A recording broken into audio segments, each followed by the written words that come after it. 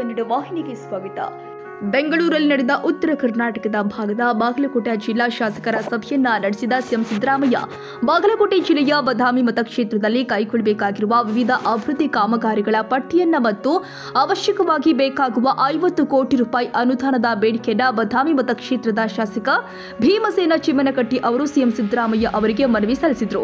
ಬೆಂಗಳೂರಿನ ಸಿಎಂ ಕಚೇರಿಯಲ್ಲಿ ನಡೆದ ಉತ್ತರ ಕರ್ನಾಟಕದ ವಿವಿಧ ಜಿಲ್ಲೆಗಳ ಪೈಕಿ ಬಾಗಲಕೋಟೆ ಜಿಲ್ಲೆಯ ಶಾಸಕರುಗಳ ಸಭೆಯಲ್ಲಿ ಪ್ರಸ್ತಾವನೆಯನ್ನ ಮುಖ್ಯಮಂತ್ರಿಗಳ ಗಮನಕ್ಕೆ ತರೋದ್ರ ಜೊತೆಗೆ ಕೂಡಲೇ ಹಣ ಬಿಡುಗಡೆ ಮಾಡುವಂತೆ ಮನವಿ ಮಾಡಿದರು. ಇದರಲ್ಲಿ 12.50 ಕೋಟಿ ರೂಪಾಯಿ ಬದಾಮಿ, ಗುಳೇದಗುಡ್ಡ ಹಾಗೂ ಕೆರೂರ ಪಟ್ಟಣಗಳಿಗೆ, 12.50 ಕೋಟಿ ರೂಪಾಯಿ ಲೋಕೋಪಯೋಗಿ ಇಲಾಖೆ ವತಿಯಿಂದ ರಸ್ತೆ ಕಾಮಗಾರಿಗಳಿಗೆ, 12.50 ಕೋಟಿ ರೂಪಾಯಿ ಜಿಲ್ಲಾ ಪಂಚಾಯತ್ ಇಲಾಖೆ ಅಡಿಯಲ್ಲಿ ಭವನ, ಗ್ರಂಥಾಲಯ, ಶೌಚಾಲಯಗಳು ಹಾಗೂ ರೈತರ ಜಮೀನುಗಳಿಗೆ ರಸ್ತೆ ನಿರ್ಮಾಣಕ್ಕೆ ಬೇಡಿಕೆ ಕೊಡಲಾಗಿದೆ ಎಂದು ಶಾಸಕ ಭೀಮಸೇನ ಚಿಮ್ಮನಕಟ್ಟಿ ಹೇಳಿದ್ದಾರೆ.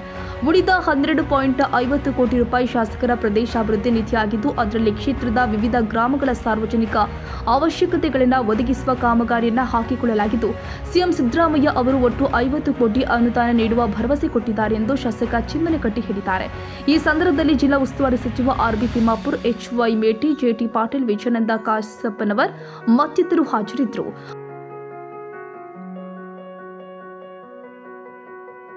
ತಾಜಾ ಸುದ್ದಿಗಾಗಿ ಎಂಟಿವಿ ನ್ಯೂಸ್ 24x7ಗೆ ಸಬ್ಸ್ಕ್ರೈಬ್ ಮಾಡಿ ಮತ್ತು ಬೆಲ್ ಐಕಾನ್ ಅನ್ನು ಒತ್ತಿ. ತಪ್ಪದೇ ಲಿಂಕ್ ಶೇರ್ ಮಾಡಿ.